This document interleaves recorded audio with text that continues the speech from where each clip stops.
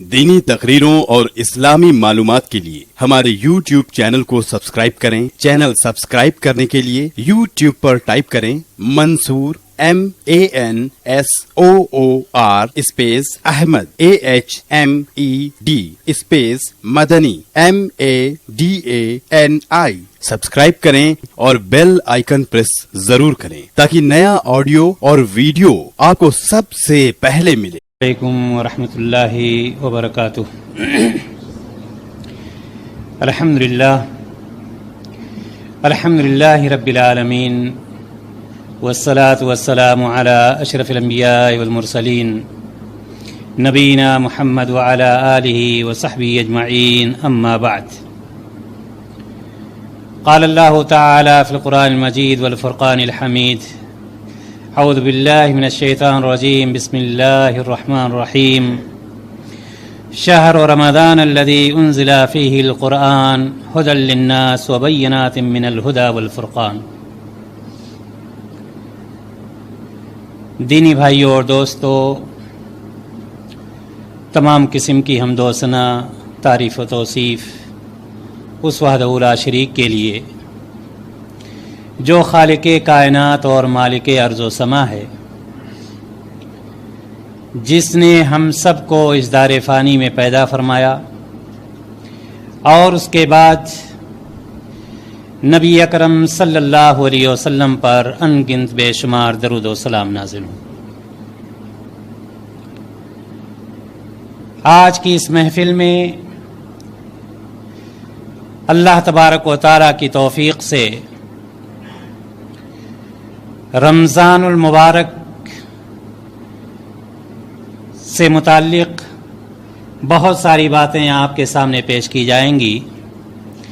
سب سے پہلے ہم استقبال رمضان کے متعلق کچھ باتیں پیش کرنا چاہیں گے۔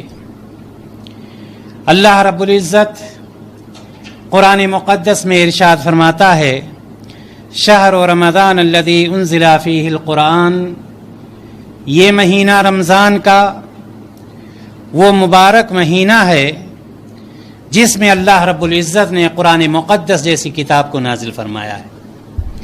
ھدی للناس، جو لوگوں کے لیے کتاب مکمل ہدایت ہے، وبینات من الھدی والفرقان، اور اس کتاب میں کھلی کھلی دلیلیں موجود ہیں ہدایت کی اور حق کو ناحق سے پہچاننے کی۔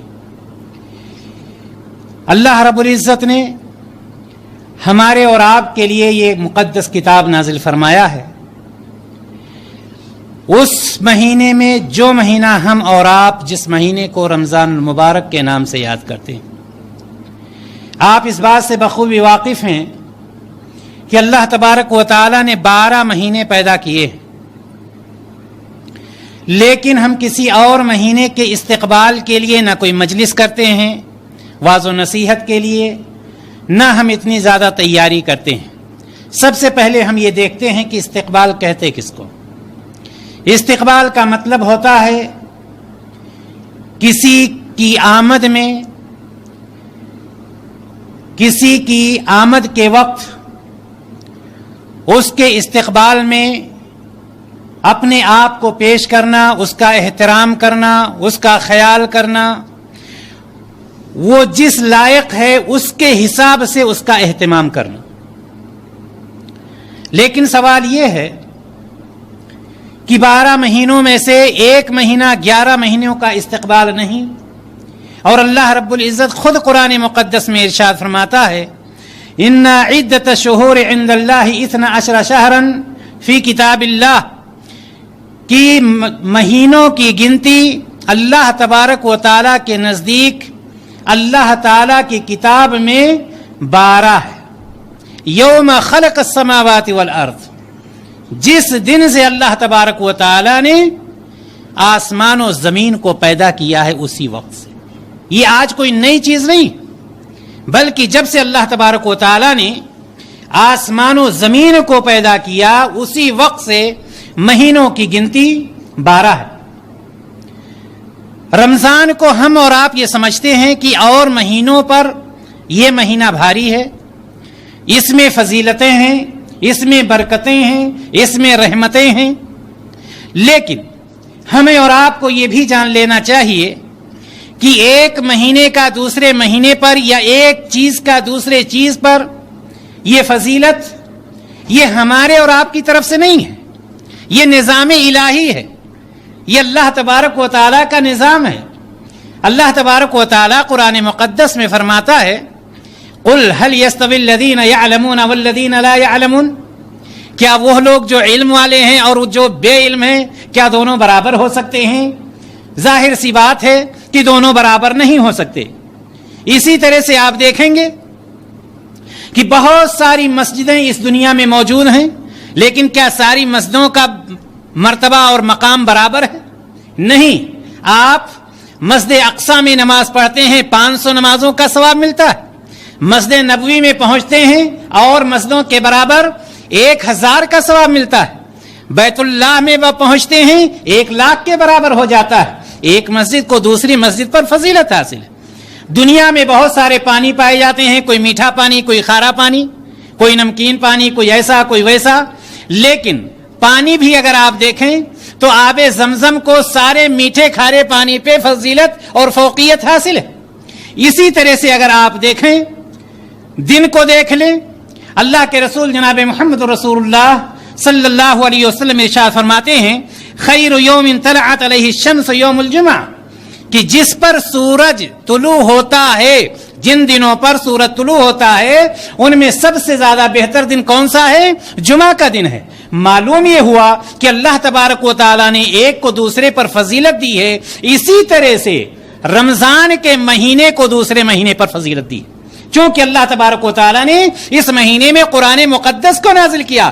شہر رمضان الذی انزل فیہ القرآن۔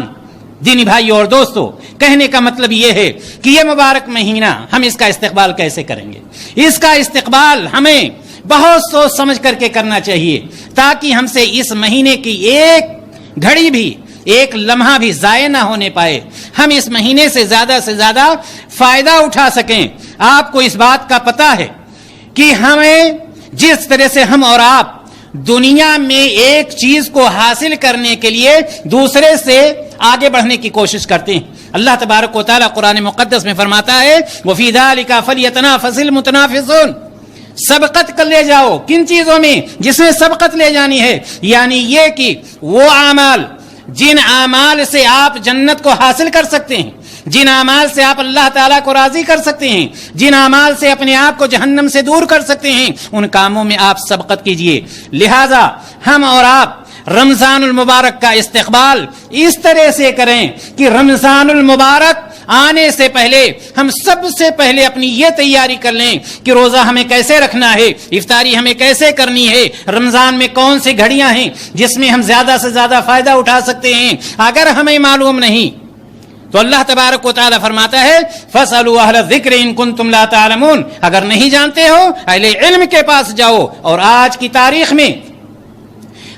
تاریخ میں ہر زبان میں چھوٹی بڑی کتابیں موجود ہیں، اگر ہم جاننا چاہیں کہ رمضان کے فضائل کیا ہیں، تراویح کے فضائل کیا ہیں، اور اس میں قرآن کے پڑھنے کے فضائل کیا ہیں، صدقات و خیرات کے فضائل کیا ہیں، صلہ رحمی کے فضائل، ساری چیزیں ہمیں معلوم ہو سکتی ہیں، جبکہ ہم جانتے ہیں یہ وہ مہینہ ہے جس میں اللہ تبارک و تعالیٰ نیکیوں کا اضافہ کر دیتا ہے۔ لہٰذا ہم اپنے گھروں کو سجا کر کے رمضان المبارک کا استقبال نہ کریں، اپنے گھروں میں کھانے پینے کی چیزیں بھر کر کے نہ کریں، بلکہ ہم یہ سوچ کر کے کریں کہ رمضان کے آتے آتے ہم اپنے آپ کو تیار کر لیں کہ اس رمضان میں ہم اپنے گناہوں کو دھل دیں گے، ہم اپنے آپ کو اللہ تبارک و تعالیٰ کے قریبی بنا لیں گے، اللہ تبارک و تعالیٰ کو ہم راضی کرنے کی کوشش کریں گے۔